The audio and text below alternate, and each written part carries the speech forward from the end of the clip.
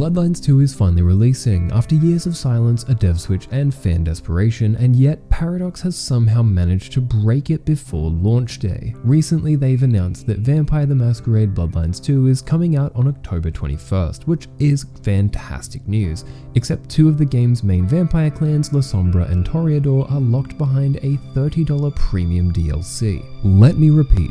Main playable vampire clans are day one DLC, and the internet is reacting about how you'd expect. As one popular Reddit post put it, is Paradox smoking crack? Bethesda was less ballsy than this. But here's the thing, this isn't an accident, this isn't mismanagement, this is the model.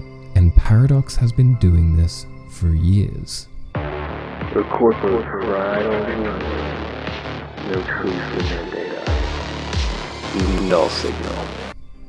Let me start off by saying that Paradox Interactive doesn't make bad games. They make good games, but they sell them to you piece by piece.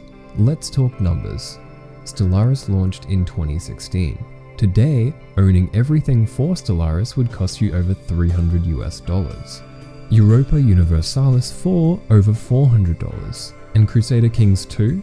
The base game is free, but to actually play what people talk about, nearly $400 US in DLC. But it's not just about the price, it's the psychology behind the pricing. Paradox has pioneered a strategy that weaponizes the sunk cost fallacy. You've already spent $100, $200 or $300 on games over the years, so when they drop another $20 expansion, it's just another drop in the bucket, and you feel obligated to buy it, not because you want it, but because you've invested too much to stop now. It's like owning half a bridge. You feel compelled to keep buying bricks even if the other side keeps getting further away. Their 2024 investor report calls it a strategy of long-lived games with downloadable content, but in reality it's a live service monetization model in disguise, just without the monthly fee. And what are you paying for? In Stellaris, core mechanics like diplomacy, espionage, population balance are locked behind paid expansions. Not cosmetics, not bonus missions, fundamental systems. Want your AI to function properly? Buy Overlord. Want population systems that make sense? That's Megacorp. Want performance improvements? Those get rolled out with DLC, not independently. It's not pay to win, it's pay to keep up and pay to fix. And the result is a split community, those who can keep affording to upgrade and everyone else, left behind in a broken version of the game. Even worse, this business model warps the design priorities. Systems are built to be modularized, delayed, and sold separately. Developers aren't asking, what makes this game better? What makes this game more fun? They're asking, what's the next DLC pillar? And Paradox knows exactly what they're doing. In Q4 of 2024 alone, they released 10 new paid content packs, feeding the beast. And now, that same strategy has reached Bloodlines 2. A game already delayed for years. Two major vampire clans are locked behind this $30 day one DLC. DLC was intended to be a way to add on to an already finished game after development has finished, not to sell you core features that have already been completed by launch day for extra cash. So let's be honest about what this is. A business model designed to milk long-term fans using sunk cost pressure, modular design, and delayed functionality, wrapped in the language of live support. It's not sustainable, not for players, not for companies, and not for the long-term health of game design itself. Now let's talk about Bloodlines. Bloodlines 2 has already survived what most games couldn't. It was announced in 2019, it had development chaos from day one, the dev team was fired, there was radio silence for ages, and a revival by a new studio. Finally a new trailer and a release date. All the hype you could imagine. But then Paradox says, if you want two of the most iconic clans from the game, that'll be an extra $30 USD please. Lasombra and Toreador clans baked into the identity of the universe are now premium content. Reminder, the original Bloodlines launched with 7 clans, and they were all in the base game. Bloodlines 2, just 4. Fans of the original game will know that clans are not just a cosmetic appearance or a fun flavor choice. They are unique playstyles that add continuous replayability to the game as they are dramatically different from one another. The backlash on this decision has been instant. On Reddit, YouTube, Steam, people are furious, and some have already cancelled pre-orders. Others are threatening to pirate the game outright, and they are not wrong to feel betrayed.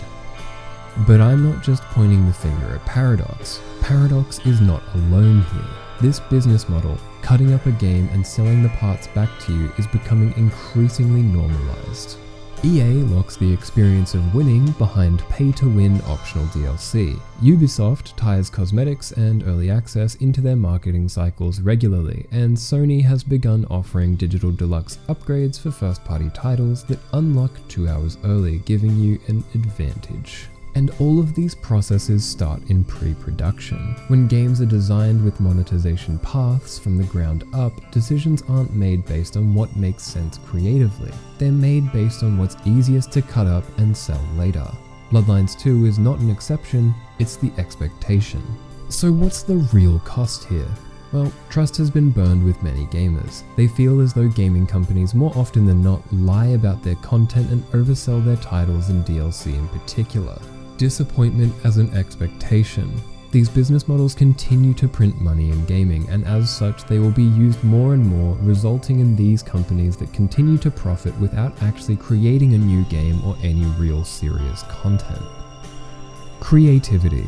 Devs build towards meeting profit expectations and not toward creating stories or fun experiences. It also limits access. New players can't just jump in anymore. They have to research which version to buy, what content's missing, and what is essential. And with story-driven RPGs, this becomes even worse. With the business model, you can be missing entire plot lines, characters, and playstyles, depending on what DLC you choose to get or not. So, can it be fixed? Maybe. I don't really know actually. Player backlash does work sometimes. Battlefront 2, they walked back loot boxes. Unity's pricing change reversed after the outrage. Even EA has started offering fewer Ultimate Editions in their recent releases. But Paradox, they're doubling down. In 2024's investor call, CEO Frederick Wester said the DLC model was core to their profitability. So what do? Don't buy the $90 edition. Don't reward an inherently flawed system. Wait, review, refund, comment on the Steam page and make your opinion known. Find out that you're part of a larger group of people dissatisfied with the over-commercialization of video games. Because the longer we let it slide, the more normalized it becomes. Bloodlines 2 deserved better. So did we. But if this model keeps working, they'll keep using it. That's the paradox. I'm Null, this is Null Signal. Subscribe if you like video games, and if you don't flatline today, I'll see you tomorrow.